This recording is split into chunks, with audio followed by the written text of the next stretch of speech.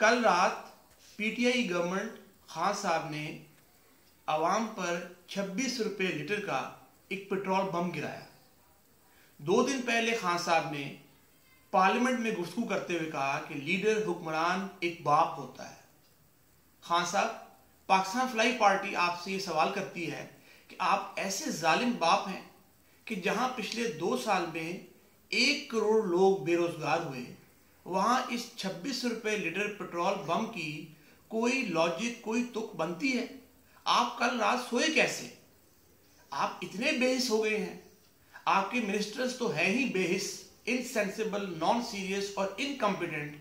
ये वही है जो पिछले 20-30 साल से पीएमएलएन और पीपल्स पार्टी गवर्नमेंट में उनको डिफेंड करते रहे और इस मुल्क की तबाही का बायस बने। आपको इन 22 करोड़ इंसानों में 25, 30, 50 ऐसे मुखलिस, दयानतदार और अहल लोग नहीं मिल सके जो आपकी काबीना का हिस्सा बन सकते।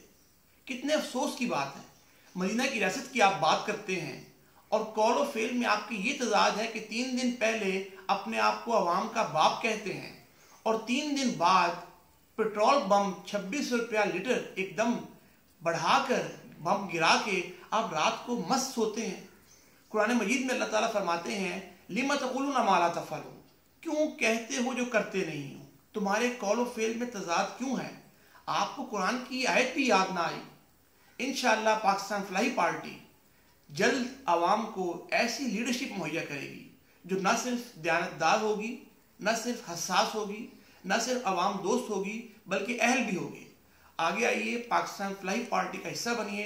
एक खुशहाल पाकिस्तान सबके लिए, ना कि चंद के लिए। और ऐसे बेहिस, इनसेंसिबल और इनकॉम्पिटेंट लीडर्स को खैर बात कह के घर भेजें। शुक्रिया। पाकिस्तान फलाई पार्टी पाइंदाबाद, पाकिस्तान जिंदाबाद।